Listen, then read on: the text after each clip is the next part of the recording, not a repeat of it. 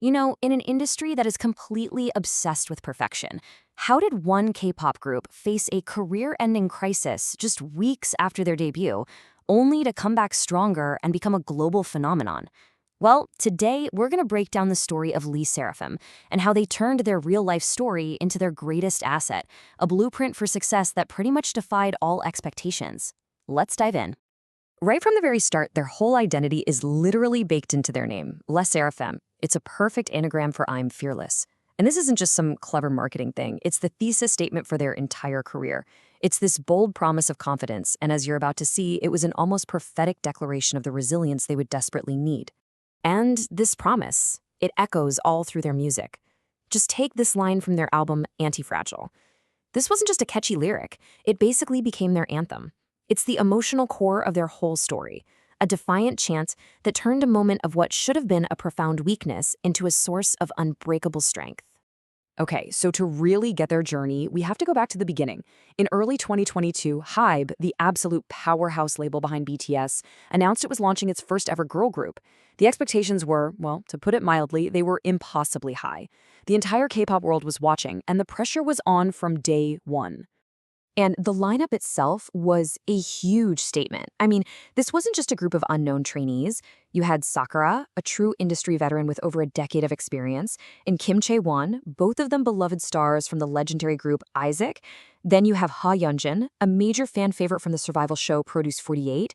And then the real wild card, Kazuha, a professional ballerina from the Dutch National Ballet Academy who was personally scouted by the company's CEO. This was a supergroup in the making, for sure.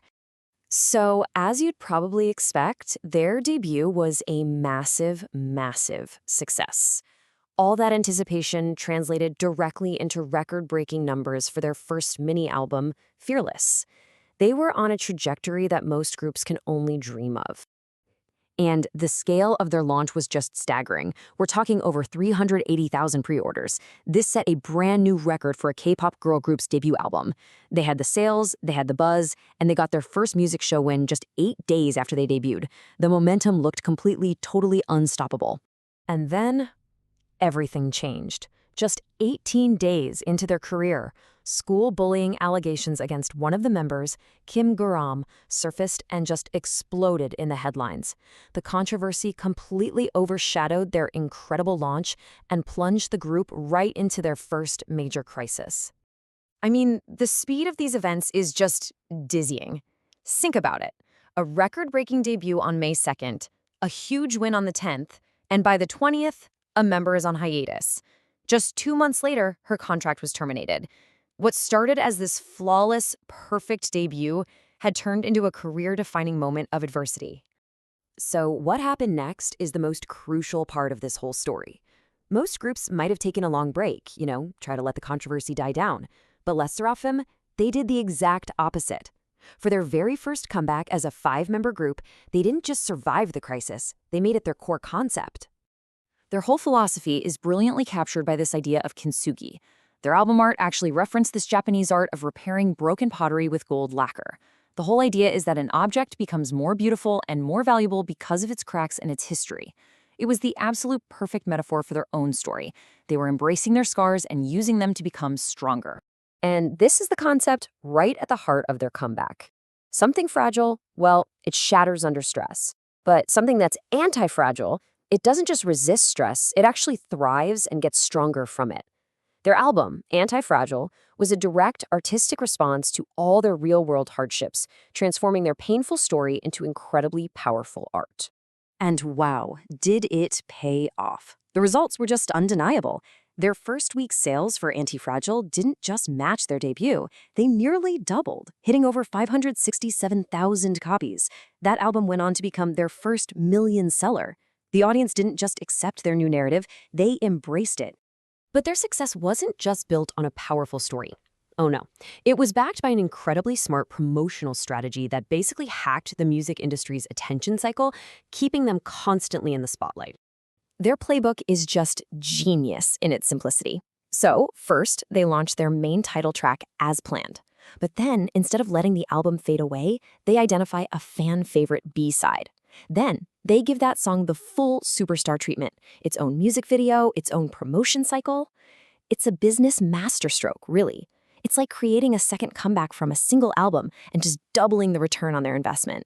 And this strategy, it delivered hit after hit. Impurities got the full video treatment. Then Eve's Psyche and the Bluebeard's Wife became a massive viral sensation, winning a music show award 2 months after its album came out, which is something you almost never see for a B-side. And more recently, Smart just exploded on social media, earning its own promotions. It's a masterclass in how to maximize an album's lifespan. So this combination of a powerful, authentic story and a brilliant marketing strategy, it quickly launched them onto the global stage. This wasn't just a success story in Korea. They were building a true international empire. Their global ascent was just unbelievably fast, debuting on the Billboard 200 just 6 months after their own debut, becoming house ambassadors for a huge luxury brand like Louis Vuitton, winning at the MTV VMAs, and maybe the most astonishing thing, performing at Coachella less than 2 years after debuting, making them the fastest K-pop act ever to get an invitation. The speed of their rise is just remarkable. And the storytelling across their first 3 big Korean albums has been so cohesive. You go from Fearless to Anti-Fragile to Unforgiven, and you see they crafted this powerful trilogy. Each release built on the last one, reinforcing this consistent message of resilience, of self-determination, and of walking your own path no matter what anyone else says. And that message resonated everywhere. In Korea, they topped the charts. In Japan, their debut single went double platinum. In the US, they landed 4 consecutive top 10 albums on the Billboard 200, and their first original English single, Perfect Night, proved their sound could conquer global charts too. Their appeal is truly universal. Which brings us right back to our central question. In the super high-pressure world of K-pop, a world that demands a flawless image, SSERAFIM chose a totally different path. They took their biggest vulnerability, the cracks in their story, and just like the art of kintsugi, they filled them with gold. It really makes you wonder, doesn't it? In a world that's demanding perfection, maybe their willingness to be imperfect is the most perfect strategy of all.